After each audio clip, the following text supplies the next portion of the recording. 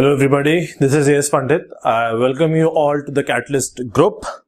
आज हम अपनी हिस्ट्री की कहानी आगे लेके जाने वाले हैं। अभी तक हम लोगों ने एंशियंट हिस्ट्री से स्टार्ट करके, जहां पे हमने हड़प्पन से स्टार्ट किया था और वन बाय वन मेडिवल पास करते करते मॉडर्न में हम आ चुके थे।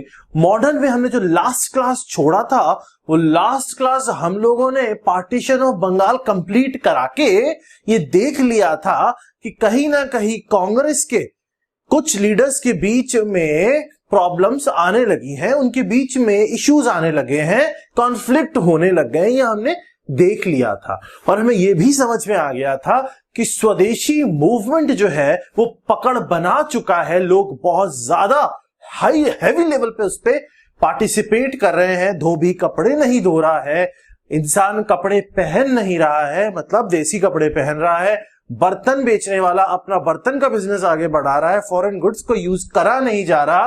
बहुत हाई लेवल पे मास पार्टिसिपेशन हुआ है, हर लेवल के इंसान ने पार्टिसिपेट किया है स्वदेशी मूवमेंट में। लास्ट क्लास जिसने नहीं देखी है वो सारी क्लासेस प्लेलिस्ट पे जाके देख सकते हो।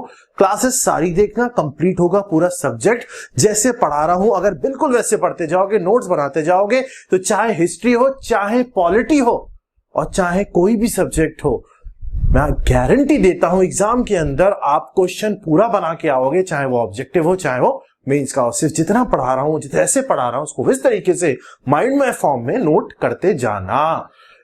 फाइन, तो आज हम स्टार्ट करेंगे 1905 वाले बनारस सेशन को उठा के। एक चीज समझ में आ गई थी जो हमने लास्ट क्लास में देखा था कि कांग्रेस के अंदर दो टाइप की पार्टी बन चुकी थी। एक्चुअली पार्टी ऑफिशियली पार्टी नहीं कह सकते, बट दो ग्रुप्स टाइप बन चुके थे। एक थे मॉडरेट्स, जो थोड़े हाईली एजुकेटेड लोग थे, बहुत ज्यादा हाई लेवल पढ़े हुए, मतलब नॉर्मल लोगों की बात ही नहीं समझ में आती थी उनको।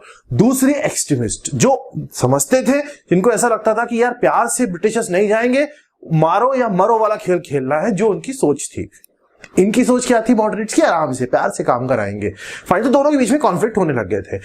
अब सिस्टम क्या होता था, कांग्रेस हर साल अपना एक सेशन करता था, एक मीटिंग करता था। उस मीटिंग में उस साल के लिए एक हेड होता था। तो अब क्या हुआ, 1905 में जो बनारस सेशन हुआ उसमें जो हेड थे वो गोखले जी थे। गोखले जी को हेड बनाया गया था। ठीक, गोखले कौन थे? गोखले थे मॉडरेट वाले लीडर के, पार्टी के आदमी। मॉडरेट मतलब जो नॉर्मल तरीके से चलना चाहते हैं। अब जब 1905 के बनारस सेशन में गोखले जी को लीडर बना दिया गया, तो उस टाइम पे जो एक्सट्रीमिस्ट थे उनको लगा यार ये चीज ना सही नहीं हो रही है, हमें अपना बंदा लीडर बनाना चाहिए। तो एक्सट्रीमिस्ट ने बोला कि हमारे बंदे को लीडर बनाओ, हमारे बंदे को लीडर बनाओ। तो मॉडरेट्स ने कहा नहीं यार, अभी तो गोखले जी है, उन्हीं को बनाते हैं, आगे देखा जाएगा। तो अब एक्सट्रीमिस्ट को ऐसा लगने लगा कि अगर हमें कांग्रेस में अपनी अहमियत बनानी है, अपनी जगह बनानी है, अपनी बात बनवानी है। एक्सट्रीमिस्ट क्या चाहते थे? एक्सट्रीमिस्ट चाहते थे कि भाई एक्टिव रेजिस्टेंस, दो तरीके के रेजिस्टेंस होते हैं, आराम से बैठ के रेजिस्टेंस, एक होता है एक्टिव, आगे बढ़ के। वो कहते थे अब आगे बढ़ के चीजों को अपने कंधे पे लेके चलेंगे, स्वराज। बेसिकली उनका जो डिमांड थी वो स्वराज थी कि भाई हम अपनी गवर्नमेंट खुद बनेंगे, खुद चलाएंगे, सेल्फ गवर्न करेंगे, ब्रिटिशर्स की रिक्वायरमेंट हमें नहीं है। बट मॉडरेट सोचते थे कि ब्रिटिशर्स शुड बी देयर, हम उनसे ही अपने काम करवा लेंगे, जो वो गलत तरीके से सोच के चलते थे। अब एक्सट्रीमिस्ट ने सोचा कि अब 1905 तो गया, अब 1906 का जो सेशन होगा, जो कांग्रेस का कैलकाटा में होने वाला है। मैंने कांग्रेस के जो भी सेशंस है उनकी लिस्ट का पीडीएफ बना के जो टेलीग्राम ग्रुप का हमारा चैनल है उसमें भेज दिया है, वहां से आप डाउनलोड कर सकते हो। जो भी इंपॉर्टेंट सेशंस है उनके आउटकम्स या प्रेसिडेंट है। Catalyst group official, catalyst group official के नाम से चैनल है टेलीग्राम पे, वहां पे आपको नोट्स वगैरह, अपडेट्स वगैरह मिलती रहेंगी। 1906 के सेशन के लिए ये होप लगाने लगे कि भैया इस सेशन में हम अपने बंदे को हेड बनाएंगे। कौन से बंदे को? इनके जो उस टाइम पे काफी सीनियर लीडर थे वो थे तिलक, बाल गंगाधर तिलक। ये चाहते थे तिलक जी हमारे प्रेसिडेंट बने, कांग्रेस के पूरे नेता बने। मॉडरेट्स ने 1906 के जो कैलकाटा सेशन है उसमें एक छोटा सा कर दिया गेम, खेल दिया गेम। क्या गेम खेल दिया? मॉडरेट्स ने पहले भी गेम खेला जब गोखले जी को नॉमिनेट कर दिया, क्योंकि गोखले काफी सीनियर लीडर थे, लोग उनकी इज्जत करते थे। तो एक्सट्रीमिस्ट ने बोला ठीक है कोई दिक्कत नहीं, गोखले जी को बना दो। अब इन्होंने क्या किया, 1906 में जब एक्सट्रीमिस्ट को लगने लगा कि अब गंगाधर तिलक जी को, अब जो हमारे क्या कहते हैं तिलक जी हैं उनको हम बनाएंगे, तो अब इन्होंने दादा भाई नौरोजी को, दादा भाई नौरोजी बहुत ही सीनियर लीडर, मॉडरेट्स की तरफ से बहुत ही काफी ज्यादा इनको बोला भी जाता था grand old man of India, हर कोई इनकी इज्जत करता है, रिस्पेक्ट करता है। तो मॉडरेट्स ने अब क्या किया, दादा भाई नौरोजी को नॉमिनेट कर दिया प्रेसिडेंट पोस्ट के लिए। तो अब एक्सट्रीमिस्ट पीछे हटना पड़ा कि नहीं यार ये तो बहुत सीनियर है, इनके अगेंस्ट थोड़ी हम खड़े होंगे, इनकी तो हम रिस्पेक्ट करते हैं। तो उस टाइम पे मॉडरेट्स फिर गेम खेल गए थे। लेकिन एक्सट्रीमिस्ट जो थे उन्होंने यहां पे ये कहा कि ठीक है हम इनकी रिस्पेक्ट करते हैं, हम अपने आप ही हट जाते हैं, बट हमारी कुछ शर्तें हैं जो आपको मानना पड़ेगा। अब उस टाइम पे बहुत ज्यादा प्रेशर बन चुका था कांग्रेस पे मॉडरेट लीडर्स के ऊपर भी, क्योंकि जो स्वदेशी मूवमेंट था, मेरी बात को बहुत ध्यान से कॉन्सेप्चुअली चीजों को समझना, स्वदेशी मूवमेंट में आम जनता, मास, नॉर्मल लोग बहुत हैवी पार्टिसिपेशन दे रहे थे। नॉर्मल लोग बहुत हैवी पार्टिसिपेशन दे रहे थे, उसका बड़ा रीजन था एक्सट्रीमिस्ट लोगों का कांग्रेस के अंदर प्रेजेंट होना। क्यों? क्योंकि एक्सट्रीमिस्ट जो सोच होती है वो नॉर्मल लोगों की, जनता को उठा के उनकी सोच ऊपर लेके उनको प्रेजेंट करने का तरीका निकाल रही थी। मॉडरेट्स उस नॉर्मल जनता की सोच को कैप्चर नहीं कर पा रहे थे, उससे मैच नहीं कर पाते थे, काफी पढ़े लिखे लोग थे। तो जिसकी वजह से मॉडरेट्स के ऊपर, क्योंकि मास सपोर्ट, लोगों का सपोर्ट एक्सट्रीमिस्ट की वजह से आ रहा है, तो कहीं ना कहीं तो उनकी बात तो माननी पड़ेगी ना, जब वो ये भी कह रहे हैं कि ठीक है हम हेड नहीं बनते। तो उस समय प्रेशर भी था मॉडरेट्स के ऊपर, तो उन्होंने कहा ठीक है आप शर्त बताओ, हम मानते हैं। तो एक्सट्रीमिस्ट ने क्या किया, एक्सट्रीमिस्ट ने 2 शर्तें रखी मॉडरेट्स के सामने। ये सब लफड़े चल रहे हैं। 1906 में जब प्रेसिडेंट दादा भाई नौरोजी जी को बना दिया गया, मान लिया एक्सट्रीमिस्ट ने, ठीक है, बट उन्होंने कहा हम 2 शर्तें हमारी रखेंगे, आपको जो माननी पड़ेगी। पहली शर्त यह कि आज से, अभी से, इसी वक्त से कांग्रेस का जो गोल होगा वो स्वराज होगा। कांग्रेस का जो गोल होगा वो स्वराज होगा, सेल्फ गवर्नेंस। हम खुद अपनी गवर्नमेंट हैं, ब्रिटिशर्स हमें नहीं कंट्रोल करेंगे। इस रोल के साथ, इस गोल के साथ हम चलेंगे। तो ये पहला पॉइंट मानना ही पड़ेगा यार, बंदों का सपोर्ट है उसके पास, जिसके पास बंदों का सपोर्ट है उसके पास दुनिया में सब कुछ है। दूसरा पॉइंट इन्होंने कहा कि ये जो तुम चिट्ठी पत्री पास करते रहते हो ना, रिजोल्यूशन पास करते रहते हो, हम ये करेंगे, हम वो करेंगे, अब हमारे रिजोल्यूशन भी पास करो। हम ये कहते हैं स्वदेशी, बॉयकॉट और नेशनल एजुकेशन, इनके रिजोल्यूशन पास करो कि आज से हम ये चीजें लेके अपना एक एम बना के चलेंगे कि ये चीजें हमारे ध्यान में हमें रखनी है। ये भी मनवा लिया। इसका मतलब यहां पे कहीं ना कहीं जस्ट लीडर नहीं बन पाए तिलक जी, बट उनकी रिप्रेजेंटेशन में उन्होंने, या पूरी एक्सट्रीमिस्ट की जो सोच थी वो कहीं ना कहीं जीतते हुए दिखे। मतलब यहां पे अगर आप कॉन्सेप्चुअली चीजों को समझो तो मॉडरेट्स पे एक्सट्रीमिज्म हावी होता दिख रहा है। अब आप मुझे बताओ, क्वेश्चंस आते हैं एग्जाम में, देखो कॉन्सेप्ट से समझोगे तो लिख पाओगे। अब आप मुझे बताओ, ब्रिटिशर्स के लिए मॉडरेट्स ज्यादा अच्छे रहते या एक्सट्रीमिस्ट ज्यादा अच्छे रहते? ऑब्वियस सी बात है मॉडरेट्स ज्यादा बेटर थे, ब्रिटिशर्स तो मजे लेते थे उनके। ब्रिटिशर्स को ये चीज दिख रही थी कि एक्सट्रीमिज्म बहुत बढ़ रहा है और हावी हो रहा है, जो आगे चल के हमें प्रॉब्लम दे सकता है। और मूवमेंट स्वदेशी का बवाल मचा ही चुका था, भयंकर बवाल मचा ही चुका था। अब जो एक्सट्रीमिस्ट थे उन्होंने कहा ठीक है यार, चलो इन्होंने हमारी बात भी रख ली है, अभी कांग्रेस में ही रहते हैं, गोल अपना स्वराज हो ही गया है, हम सबका मिलके एक ही काम करेंगे। लीडर अब 1907 का जो सेशन होगा उसमें देखेंगे, उसमें तिलक जी को लीडर बना देंगे। ठीक, मतलब इन्होंने होप रखी कि अब नेक्स्ट ईयर के सेशन में हम बनाते हैं लीडर। अब सुनो मेरी बात, आया 1907 का टाइम। 1907 में सेशन की जगह डिसाइड की जा रही थी। कहानी सुनना, बहुत इंटरेस्टिंग है। सेशन की जगह डिसाइड की जा रही थी कि कौन सी जगह मीटिंग की जाए। हर साल बैठ जाते थे मीटिंग करने। मैंने आपको कांग्रेस 1885 से बताया, ये बैठते हैं, मीटिंग करते हैं, चिट्ठी पत्री साइन करते हैं, निकल लेते हैं। एक्सट्रीमिज्म के बाद, एक्सट्रीमिस्ट आने के बाद थोड़ा बहुत इनका सिस्टम बदला, जहां पे लोगों की सोच आगे रखने के लिए कुछ थोड़ा सा एक्टिव रेजिस्टेंस दिखा कांग्रेस के अंदर भी, जो दबाव में करना पड़ा, बट करना पड़ा। अब 1907 में जगह डिसाइड की जा रही थी। देखो कांग्रेस का एक रूल था, कांग्रेस का यह रूल था कि अगर किसी भी जगह इनकी मीटिंग हो रही है तो उस टाइम पे, उस साल के लिए, उस मीटिंग में जो प्रेसिडेंट होगा कांग्रेस का, वो उस जगह को बिलोंग नहीं करना चाहिए। मतलब बेसिकली प्रेसिडेंट जो हेड जो होगा कांग्रेस का, उसके होम टाउन पे मीटिंग नहीं हो सकती। ठीक, मॉडरेट्स कभी नहीं चाहते थे कि एक्सट्रीमिस्ट का कोई भी लीडर सामने आए। एक्सट्रीमिस्ट जो नॉमिनेट कर रहे थे वो कर रहे थे तिलक जी को। तिलक जी बिलोंग करते थे बॉम्बे प्रोविंस। उस समय जो सूरत वाला पोर्शन था, सूरत जो जगह है, सूरत बॉम्बे प्रोविंस में आती थी। प्रोविंसेस डिवाइड कर रखे थे ब्रिटिशर्स ने, बॉम्बे प्रोविंस में आती थी। और जो हमारे तिलक जी थे ये बॉम्बे प्रोविंस को बिलोंग करते थे। तो मॉडरेट्स ये कोशिश कर रहे थे कि सूरत में सेशन रखा जाए, क्योंकि सूरत में तिलक जी को नॉमिनेट ये कर नहीं सकते और हमारा काम हो जाएगा। एक्सट्रीमिस्ट को ये चीज समझ में आने लगी। उन्होंने कहा ऐसा है, दिमाग ना लगाओ, होगा सेशन नागपुर में, तुम्हारी बात हम 2 बार से मान रहे हैं, तुमने 2 बार अंकल्स को खड़ा किया, अंकल गोखले जी, उसके बाद बड़े अंकल दादा भाई नौरोजी जी, तो अब तुम दिमाग ज्यादा मत लगाओ, 2 बार हम मान लिए, अब हमारी बात चलेगी। ये जो सेशन होगा ये होगा नागपुर में। बवाल हो गया। मॉडरेट्स ने कहा ना, होगा सूरत में, और हुआ सूरत में ही सेशन। सूरत में ही सेशन कर दिया गया। 1907 का सेशन नागपुर एक्सट्रीमिस्ट चाहते थे, नहीं हो पाया, सूरत में हुआ। और उस समय जो उनके प्रेसिडेंट या उनके हेड बनाए गए वो थे रास बिहारी घोष। ध्यान रखना, यहां 2 लोग मिलेंगे आपको, रास बिहारी घोष, रास बिहारी बोस, बहुत कंफ्यूजन होता है। यहां पे सूरत सेशन के जो हेड थे वो रास बिहारी घोष थे। घोष साहब यहां प्रेसिडेंट थे, हेड थे। और जब ये मीटिंग चल रही थी, क्योंकि एक्सट्रीमिस्ट की सोच एक्सट्रीमिस्ट ही थी, लड़ाई दंगों वाली रहती थी, उन्होंने जूता उठा के किसी ने यहां फेंक के मार दिया, जिसकी वजह से ये मीटिंग खराब हो गई, वायलेंस हो गया। और 26 दिसंबर 1907 में कांग्रेस 2 पार्ट में डिवाइड हो गई। कांग्रेस का स्प्लिट हो गया। रियलिटी अगर मैं बताऊं तो 2 पार्ट में डिवाइड जैसा कोई चीज नहीं है। 1907 में एक्सट्रीमिस्टों को क्योंकि लड़ाई हो गई थी, तो फेंक दिया था, इनको निकाल के बाहर कर दिया गया कांग्रेस से।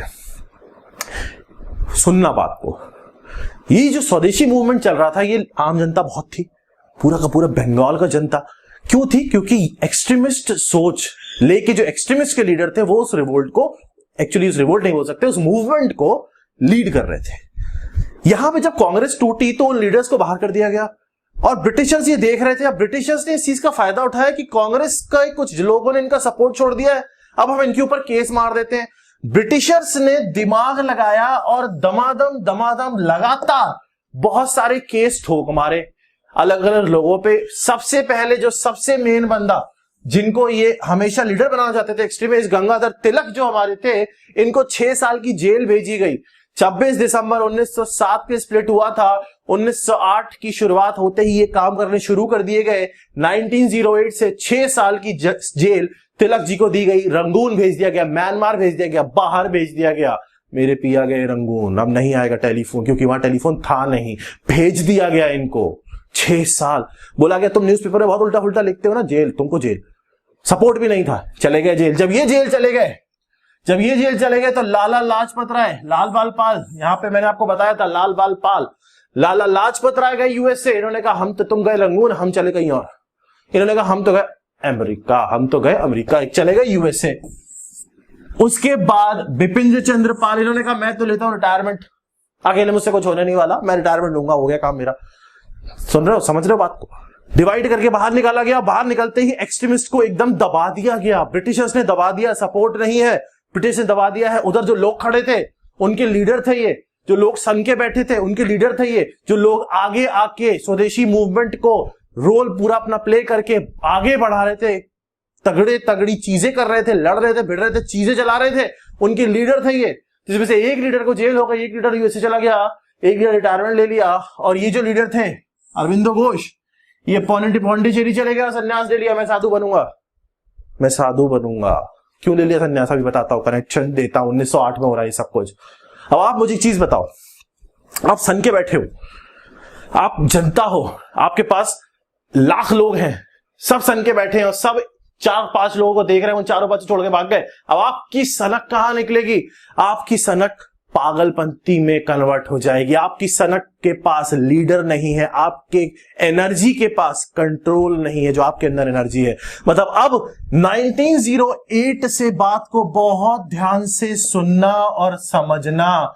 1908 से स्वदेशी मूवमेंट ने एक बहुत बड़ा चेंज देखा। 1908 में स्वदेशी मूवमेंट को बेसिकली दबा दिया गया और उस टाइम पे क्योंकि लीडर ही गायब हो गए तो मूवमेंट तो कुछ रहा नहीं। मूवमेंट के लिए एक लीडर, एक डायरेक्शन चाहिए होता है। वो मूवमेंट बदल गया रिवॉल्यूशनरी एक्टिविटीज में, क्रांतिकारी एक्टिविटीज में। जो सन के बैठे थे, जिनकी एनर्जी अभी तक लीडर्स कंट्रोल कर रहे थे, अब लीडर ही नहीं है, तो अब उन्होंने कहा मार काट मचाएंगे, उड़ा देंगे, मार देंगे, मरो या मारो वाली सोच पैदा हुई 1908। मरो या मारो, अब तो भगाओ, मार मार के भगाओ वाला यहां पे फंडा स्टार्ट हो गया। रिवॉल्यूशनरी, क्रांतिकारी सोच, मतलब अब मारेंगे या मरेंगे, लेकिन ब्रिटिशर्स को टिकने नहीं देंगे, क्योंकि एनर्जी पे से कंट्रोल चला गया। बात को समझ में आ गया होगा। सारा पॉइंट कॉन्सेप्ट के साथ लेके आया हूं, सिर्फ और सिर्फ कहानी सुनते जाना और रिवीजन करते जाना, भूलोगे नहीं, इसकी गारंटी मैं दे रहा हूं, लिख के दे सकता हूं, कभी नहीं भूलोगे। हिस्ट्री है, जैसे मैं नहीं भूला आज तक, आपको भूलने नहीं दूंगा, इसकी गारंटी मेरी है। चाहे हिस्ट्री है, चाहे पॉलिटी है, और बहुत जल्द ज्योग्राफी है। यहां पे बहुत बड़ा चेंज आया 1908 में, क्रांतिकारी सोच आई, लोग बोरा गए, मार काट मचाने लग गए और अलग अलग ग्रुप्स बनाने लग गए। सुनो अब मेरी बात, अनुशीलन समिति बनी। अनुशीलन समिति किसने बनाई होगी? उन लोगों ने बनाई होगी जो एक्सट्रीमिज्म की सोच रखते थे, एक्सट्रीमिस्ट लीडर थे। जब लीडर चले गए तो ये सनक गए, ये अपने अपने अलग अलग ग्रुप बना के दंगे फसाद मारने पीटने लग गए, ब्रिटिशर्स को मर्डर, खून, ये वो सब करने लग गए। अनुशीलन समिति बनी, किसने बनाया? ये है प्रभुनाथ मित्र जी ने, इन्होंने बनाया। इनका एम क्या था? इनका एम था force must be stopped by force. Force को फोर्स से ही रोका जा सकता है। अगर आप मुझे धक्का मारोगे तो मैं आपको धक्का मारूंगा, तभी कैंसिल होगा। अगर मैं खड़ा खड़ा धक्का खाऊंगा तो कुछ कैंसिल नहीं होगा। इनका ये फंडा था, मारो, क्योंकि वो परेशान करते तो उनको परेशान करो, सीधा फट्टा। तो सबसे पहले अनुशीलन समिति बनी, बहुत सारे लोग थे, अरविंदो घोष वगैरह भी यहाँ पे इसी ग्रुप में आते हैं, समिति के पार्टी में प्रेजेंट रहते थे, ऐसे मान के चलो।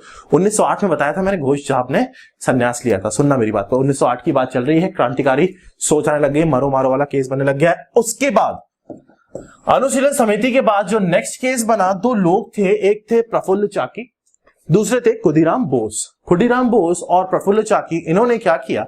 इन्होंने दिमाग लगाया और इन्होंने ये कहा कि काम करते हैं, एक जज हुआ करता था, ब्रिटिश का एक जज हुआ करता था, किंग्सफोर्ड एक जज हुआ करता था, इसको निपटा देते हैं। इन्होंने क्या किया? बम लिया, बम बनवाया। किसकी हेल्प से बनाया मैं आपको समझाता हूं। कुछ लोग थे जिसमें ब्रिटिशर्स को ऐसा शक था कि बम बनाने में इनकी हेल्प कहीं ना कहीं दो भाइयों ने की है। इसमें से एक भाई है अरविंदो घोष, जो संन्यास लेने जाएंगे अभी, दूसरा भाई है बरेंद्र घोष। इन दोनों घोष भाइयों ने इनकी बम बना के इनको दिया है और इन्होंने बम फोड़ दिया है। उस बम फोड़ने की वजह से किंग्सफोर्ड को तो ये नहीं मार पाए, लीडर नहीं था ना यार, लीडर चाहिए होता है। 1857 का हाल देखा है ना, लीडर ही नहीं है। जब लीडर नहीं होगा तो खत्म हो जाता है खेल। यही हुआ है बार बार, ये दूसरा खेल है। ब्रिटिशर्स को दूसरी बार तंग हुए हैं यहाँ पे ब्रिटिशर्स। स्वदेशी मूवमेंट ट्रेलर था एक आने वाले नेशनलिस्ट मूवमेंट का, कि ये ट्रेलर है, अब बवाल हो जाएगा। अगर एक दिमाग वाला बंदा आ गया, उसको भी लेके आएंगे, आज बवाल हो जाएगा। दिमाग लगाने वाला इंसान आ गया अगर, जिसको लोग सपोर्ट करते गए हर तरीके के। सुनना बात को, इसको किंग्सफोर्ड को मारने के लिए बम फेंका, लेकिन ये नहीं मरा, इसकी घरवाली लेडीज मर गई, सारी लेडीज मर गई। केस चला, प्रफुल्ल चाकी को फांसी दे दी गई, खुदीराम बोस ने सुसाइड कर लिया, को फांसी दे दी गई। और ब्रिटिशर्स ने कहा, इस केस को बोला जाता है अलीपोर कॉन्स्पिरेसी केस। अलीपोर कॉन्स्पिरेसी केस, जज तो मरा नहीं, आसपास की लेडीज मर गई उसके साथ जो जा रही थी। अलीपोर कॉन्स्पिरेसी केस के बाद अरविंदो घोष और बरेंद्र घोष, इन दोनों भाइयों पे ब्रिटिशर्स ने कर दिया केस, इनको पकड़ के कर दिया अरेस्ट की। भाई साहब तुमने बम दिया है इनको, हम बता रहे हैं। बम सप्लाई जो बना, बम कहां से फोड़ा हुआ? बना के लाया हुआ ना, कहीं से बम बैठ के बनाया हुआ, तुमने बनवाया। इन दोनों पे केस चला। क्वेश्चन, इनका जो केस लड़ने वाले बंदा था वो था CR दास, चित्तरंजन दास, ये वकील थे, इन्होंने इनका केस लड़ा और अच्छी बात, ये केस जीत गए। ये केस जीत गए और जीतते ही घोष साहब ने कहा मैं तो चला पौंडीचेरी, मैं संन्यास ले लिया, मैं ना कर रहा कुछ। अब समझ में आया 1908 में क्यों निकले थे। तिलक साहब चले गए, बाल पाल पाल तीनों निकल गए कहीं ना कहीं, तो घोष साहब अकेले क्या करते? अपने भाई के साथ वो भी निकल लिए। उन्होंने कहा हम जा रहे पौंडीचेरी, आश्रम बनाया, वहीं रहने लगे। इसका मतलब एक्सट्रीमिस्ट जितने भी थे ऑलमोस्ट, जो हैवी लीडर थे, बड़े लीडर थे, जिनको लोग सपोर्ट करते थे, जिनको देख के आगे बढ़ते थे, जा चुके थे। दंगे फसाद टाइप चीजें होने लग गई थी, क्रांतिकारी सोच आने लग गई थी। मारो यार, अब पूछना बोलना क्या है, एप्लीकेशन क्या देनी है, सीधा तलवार लेके जाओ, उड़ा दो, काट दो, करता सीधा फंडा। वो सोच आ गई, क्रांतिकारी रिवॉल्यूशनरी एक्टिविटीज यहां से स्टार्ट होती है। वहां 6 साल की जेल पे हैं तिलक जी, 1908 से मतलब 1914 तक जेल में रहने वाले, ध्यान रखना 1915 में महात्मा गांधी जी आने वाले, सब चीज जोड़ेंगे आगे चल के। उसके बाद और 2-3 कुछ केस बने। एक इनका नाम हुआ करता था रास बिहारी बोस, वो घोष थे, ये बोस है, कंफ्यूज नहीं होना। रास बिहारी बोस और सचिंद्र सान्याल, इन दोनों ने प्लानिंग की, जो उस समय वाइसरॉय था हार्डिंग, उसको निपटाने की, कि भाई जो हार्डिंग है इसको मार दो। ये टाइम है 1912 का, 1912, मतलब 1908 में ऑलमोस्ट स्वदेशी मूवमेंट का खेल खत्म हो गया था, दब चुका था, रिवॉल्यूशनरी एक्टिविटीज बढ़ गई थी, छोटी छोटी जगह लोग माराकाटी मचाने लगे थे, छोटे छोटे पॉइंट होते लगे थे। 1908 में बड़ा इंसिडेंट जो मैंने आपको बताया, 1912 में बड़ा इंसिडेंट जो लॉर्ड हार्डिंग को मारने के लिए इन्होंने भी सेम चीज की, बम फोड़ा। अनफॉर्चुनेटली ये भी नहीं मार पाए। यहां पे आपको जो ध्यान रखना है वो ध्यान ये रखना है कि जब इसको मारने के लिए कॉन्स्पिरेसी की गई, ब्रिटिशर्स के हिसाब से कॉन्स्पिरेसी की गई, जब ये प्लान बनाया गया हमारे हिसाब से कि इसको मारेंगे, उस टाइम पे हार्डिंग ने एक डिसीजन लिया था कि जो इंडिया का कैपिटल है वो कैलकाटा से दिल्ली शिफ्ट किया जाएगा। कैपिटल किसने शिफ्ट किया था? हार्डिंग ने। कहां से? कैलकाटा से दिल्ली। जब वो शिफ्ट वाली बात चल रही थी तभी ये सिस्टम बना था, इसीलिए इसको बोलते हैं Delhi conspiracy case. 1912 Delhi conspiracy case, Harding को मारने के लिए रास बिहारी बोस और सचिंद्र सान्याल, इन लोगों ने बम फोड़ा था, मार नहीं पाए थे, वो बात अलग है। इसका मतलब आपको यहां पे ये ध्यान रखना है कि ये दिल्ली कॉन्स्पिरेसी केस जो है 1912 का है, अलीपुर आपका 1908 का है। दोनों रिवॉल्यूशनरी एक्टिविटीज है, छोटी छोटी जगह दंगे फसाद वाली एक्टिविटीज है। यहां पे एक छोटा सा क्वेश्चन एग्जाम में और आ जाता है कि जो सचिंद्र सान्याल है, इन्होंने एक बुक लिखी थी बंदी जीवन। इस बंदी जीवन का नाम ध्यान रखना, बुक लिख दी बंदी, इंडिया के अंदर सब बंदी थे उस टाइम पे, हम लोग कौन से फ्री थे, है ना। और रास बिहारी बोस जी का अभी गदर मूवमेंट जो इंडिया में हुआ है उस पर बहुत बड़ा रोल प्ले है, समझाऊंगा। गदर मूवमेंट खतरनाक, उसकी भी बात करेंगे। हिस्ट्री बहुत इंटरेस्टिंग है, पॉलिटी भी बहुत इंटरेस्टिंग है, बस इंटरेस्ट बनाने के लिए थोड़ी सी कहानी ढूंढनी पड़ती है। कहानियों के साथ मैंने हमेशा याद किया है, मेरा ट्रिक मैंने आपको बताया, हमेशा बोला है बॉडी, ये दिमाग एक मशीन है, इस मशीन को चलाना आ गया तो आप हमेशा आगे आगे जाओगे, पीछे कभी नहीं आओगे। तो जैसे मैं चला रहा हूं अपने आप को वैसे ही चलाने की प्रैक्टिस कर लो। अब हम 1912 के आसपास तक आ चुके हैं। 1885 में कांग्रेस बनी थी, रिवॉल्यूशनरी एक्टिविटीज भयंकर तरीके से हो रही थी, तिलक जी जेल में थे, लड़ाई दंगे हो रहे थे। अब आप मेरी बात सुनो, बहुत ध्यान से सुनो। हम यहां तक लेके आएंगे महात्मा गांधी जी को, क्योंकि 1915 में महात्मा गांधी जी की एंट्री होने वाली है और उस समय चीजें काफी ज्यादा अलग तरीके से बदलने वाली है। मोहनदास करमचंद गांधी, पेशे से वकील, लॉयर, 1891 में लंदन से अपनी लॉ की पढ़ाई कंप्लीट करके बॉम्बे आए थे। 1891 में क्यों आए थे? नौकरी करने आए थे। इंडिया का बंदा बाहर से पढ़ के इंडिया में वकालत करने आएगा। केस वेस लिए, इनको समझ में नहीं आता था, कंफ्यूजन होता था, काफी अच्छी प्रैक्टिस थी नहीं, हार जाते थे, सिस्टम समझ में नहीं आ रहा था कैसे क्या करना होता है। इन्होंने कहा यार छोड़ो, 1891 में वापस आए थे, राजकोट चले गए, छोटे मोटे वकील बन के वहां पे बैठ गए कि यार पिटीशन लोगों की फाइल करता रहा। वो नोटरी टाइप जो बाहर बैठते हैं छाता लगा के, इस टाइप के वकील बना के बैठ गए। लंदन से पढ़ के आए थे इंडिया, या ऑक्सफोर्ड वालों को जमीन चटवा देता इंडिया, ये तो फिर भी लॉयर है, वकील वकालत की। तो जब ये आए उसके बाद ये बॉम्बे से राजकोट चले गए, राजकोट में छोटे मोटे वकील बन के बैठे हुए थे। उस टाइम पे एक अफ्रीकन बिजनेसमैन, बहुत बड़ा शिपिंग का बिजनेस था इस बंदे का, मुस्लिम था। इस अफ्रीकन बिजनेसमैन ने कांटेक्ट किया। उस अफ्रीकन बिजनेसमैन को जिस एरिया में रहते थे, जिस एरिया के बिलोंग करते थे, उसी एरिया से किसी वकील की रिक्वायरमेंट थी। इसका एक कजिन था, किसका? अफ्रीकन बिजनेसमैन का, जो कजिन एक्चुअली अफ्रीका में ही रहता था, उसकी एक फर्म थी, उसको वकील की रिक्वायरमेंट थी। तो इसने क्या किया, इस अफ्रीकन बिजनेसमैन ने गांधी जी को कांटेक्ट किया कि आप इंडिया में वैसे भी कुछ ज्यादा कमा नहीं रहे हो, मैं आपको अच्छा खासा पेमेंट देता हूं, बहन का टाइप की सैलरी दी, रहना खाना सब मेरा, आना जाना सब मेरा, आप चलो अफ्रीका हमारी फर्म के साथ काम करो। गांधी जी ने एक्सेप्ट कर लिया, ऑब्वियसली बात है, अच्छी नौकरी कौन एक्सेप्ट नहीं करता है। और 1893 में ही आप साउथ अफ्रीका चले गए। कहानी दोनों जोड़ूंगा तब मिक्स करेंगे, मजा आएगा। जैसे हमने शुरुआत में जोड़ी है ना चीजें, एंशिएंट में, उसके बाद मेडिवल में और ब्रिटिश साथ साथ पैरेलल करके, उसके बाद तो वैसे ही चलेंगे।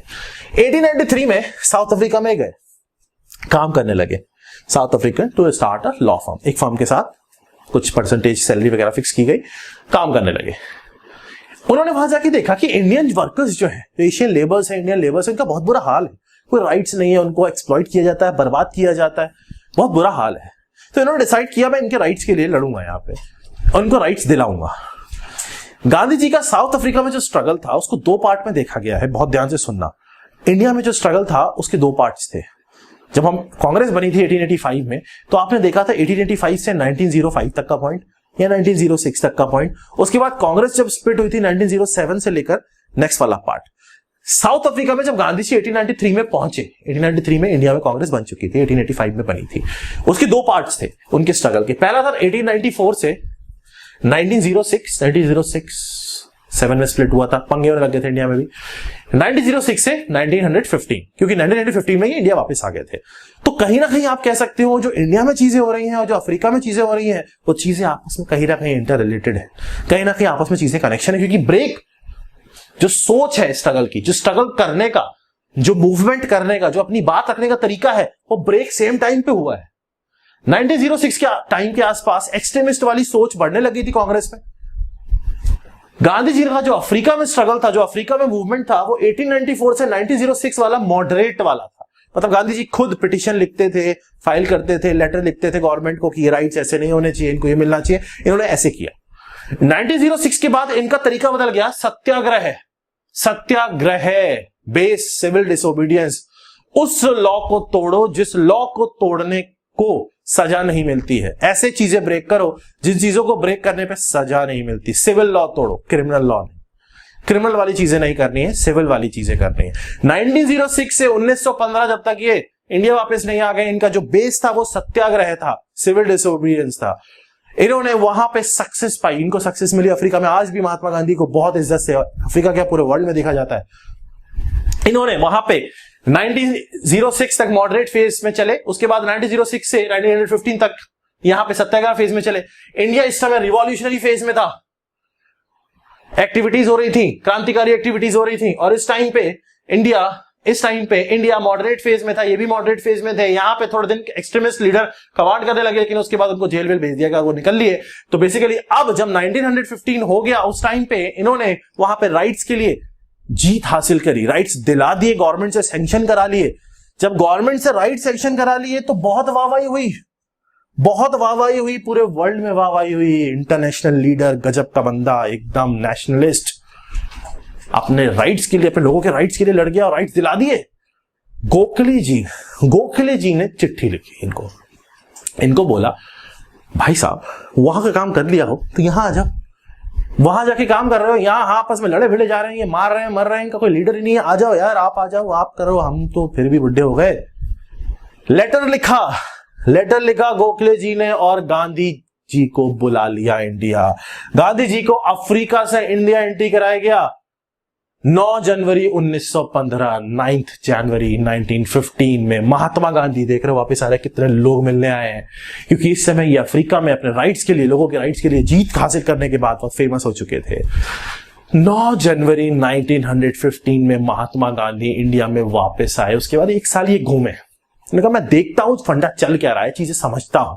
और घूमने के बाद छोटे छोटे अलग अलग जगह ट्रेलर दिए, प्रैक्टिस की, उसके बाद बड़ा गेम खेला। तो जो ट्रेलर दिए और जो बड़े गेम खेले हैं वो गेम हम भी नेक्स्ट एपिसोड में देखेंगे। अभी तक के लिए इतना ही रखते हैं, थोड़ा इंटरेस्ट भी बना रहता है और थोड़ी क्लास भी नॉर्मल रहती है।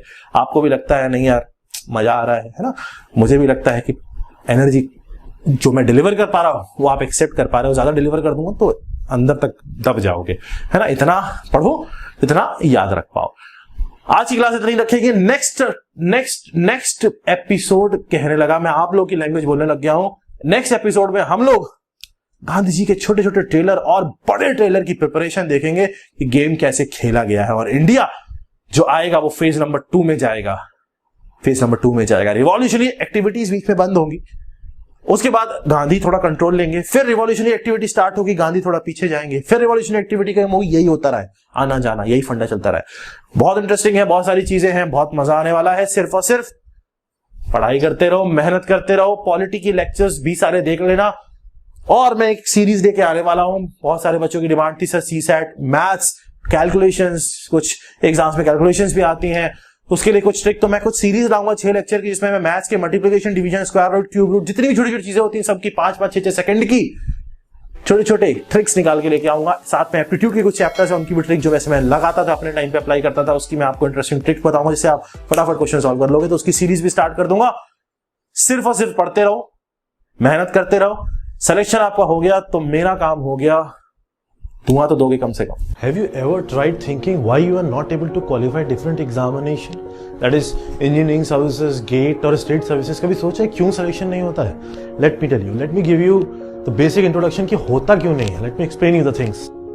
The reason is that because these examination need a perfect analysis. Analysis means you should know everything. So here in Catalyst Group, in my classes, where I'll give you the analysis of the exam, I'll give you the theory lectures, I'll give you the question lectures. What we'll do, we'll complete each and every question in the class. Previous year से उठा के expected questions तक सब कुछ हम class में कर लेंगे।